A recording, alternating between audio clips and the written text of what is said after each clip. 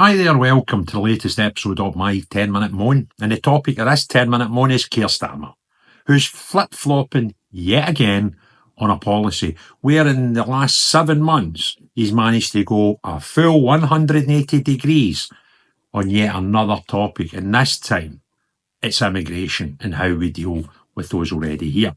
You cast your mind back, not take too long to look back and remember the Rwanda deal that the Tories tried to implement, and everybody in their dug that wasn't a Tory told them how terrible it was, and it was against this, and it was against that, and it was illegal, and it was all these horrible things. When the Tories tried to set up a third country process in place where we could send those who were trying to appeal when they'd been told they couldn't be here, right? And they'll get slaughtered for it. They get slaughtered so much that Keir Starmer, who became the Prime Minister in an election where we all voted on the 4th of July. The results came out and were finalised on the 5th of July. And in his first full day in office, which was the 6th of July, he declared that the Rwanda deal was dead. So it was basically the first thing. It was dead and buried. That was the words he used in his first full days as the Prime Minister. And that's kind of how we went to the polls. It was one of those things where it was bad Tories because you've done this and bad Tories because you've done that, right? And he called it a gimmick. He said these things were gimmicks, putting people in a foreign land, in a third country processing process was a gimmick, right? Well, since then, and currently, Germany, they're actually looking into Rwanda and actually considering using the infrastructure that we'd already set up, right? We set this up as part of £370 million we'd already spent on the Rwanda idea. And Starmer didn't want anything to do it. A third of £1 billion, it doesn't matter, but it's a gimmick, right? So Germany were looking at this and thinking, could we use Rwanda and could we use it for the whole of the EU? That's what they're suggesting, right?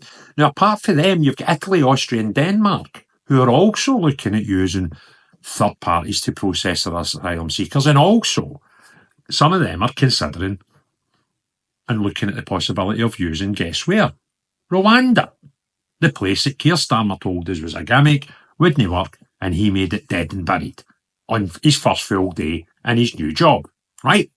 So fast forward 6 months, Mr. Starmer has become probably the least, especially over the time scale. I think that's the bit that impresses me as much. He's managed to become so unpopular over a 6 months period. It didn't take long after. I mean, when he pulled the old age pensioner seating payment, that was big, right? But since then, there's been loads of stuff, and these stuff with he's taking money off Lord Ali and all this nonsense comes out, and he's probably, in my lifetime, the most unpopular Prime Minister after having served such a small space of term.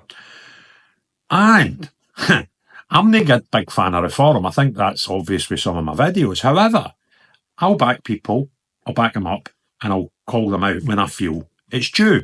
And what he's been calling reform, in particular Nigel Farage, through this whole term, is just a populist. All he does is, puts his finger up, seals where popular demand is, and just goes with the flow, right? So he's been accusing them of being a populist party. When the reality is, I think he's genuinely scared that that Farage will probably be the next Prime Minister. Anyway, he's becoming the populist because what he's announced today is that we're looking at a third country outlet to deal with our asylum seekers. Now, what this highlights to me is something that I've got severe issues with. And it's no unique to Westminster and it's no unique to the Labour Party, to be honest with you. And it's this thing that it doesn't matter what the guy with the other rosette says. You've got to say the opposite, regardless if it's good, bad or indifferent for the betterment of the country. If a guy with a different colour rosette who's in power says we're going to do X, Y or Z, it doesn't matter what X, Y or Z is. Your default automatically becomes A, B or C. And that's completely evident what he's done here. And he'll try and be cute with words and change the odd term of what he does wherever he finds his Rwanda, right? And it just shows you how hypocritical our politicians are, because him and everybody that wasn't a Tory spent 6 to 9 months telling us that this sort of stuff was very, very bad. So much so that his first full day in office, he put it in the bin, right? Without even having a look at it and saying, we've spent 370 million quid on this. Could we even maybe refine it a wee bit? Could we maybe alter, look at, clean off the edges and make this a thing? No. Put it to bed. Bang. 370 million quid. Now the Jerrys are thinking, we might utilise that. Now the Austrians and Italians and the Danish are thinking, we could do similar. But no, because of this stubborn politics that we play. By the way, we do it the same in Hollywood. It's not just unique to Westminster.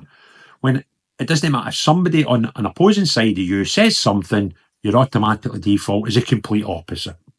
When it would have been and it done this actually with Brexit as well, that was just a bun fight, right? Staying up to date with events around the world can be difficult, where it's impossible to consult a single source for the full story.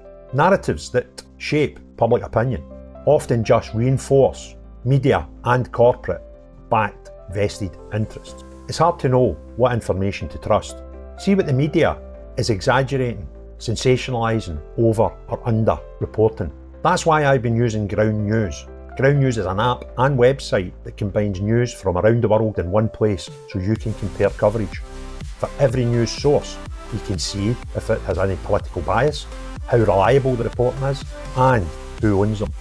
They even have a blind spot feed that highlights news disproportionately covered by one side of the political spectrum. Take a data-driven view on the news and stay current. Get news from thousands of sources worldwide in one place. I've been using Ground News to help me get all the world's news in one place and give a more balanced opinion on what we read and viewing who is telling us the truth and who isn't. Subscribe via my link to get 40% off the Vantage subscription. It's the one I use to get unlimited access to every feature.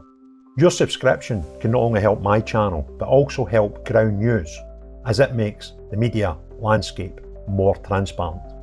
Now imagine a year ago, if he was able to take his wee rosette off for a wee minute and his own personal ambitions of being the Prime Minister and, scrub his ego for a wee bit and consider, is this a good idea in principle that might just need a wee polish now and again? And if it had done that, guess what? We might have had Rwanda having ran for a long time now. And we might have used Rwanda for what the best thing is about Rwanda. And that is actually a deterrent for people who are standing in the North Beaches of France thinking, I'm going to go over there. And my life's not in danger here. The sun's a bit better here. It's not a bad place, that's France. But I'm going to go to the United Kingdom. That's what Rwanda would have done. It would have been a deterrent for people if we used it properly. Whereby we took plane loads of people and popped them off to Rwanda. We'd done that for a few weeks or months, and suddenly people went, that Britain's not looking so good after all. Maybe I'm quite safe where I am. But no, party politics takes over where it doesn't matter what they say, we're just going to say it's bad. Fast forward, where are we? We're 10 months yet? 9 months in. Starmer's looking for his own Rwanda. What an absolute crank of a man. So, you want to let others see this video? Give it a thumbs up, click the like button, put some comments below, or hit the share and share it with your pals on social medias.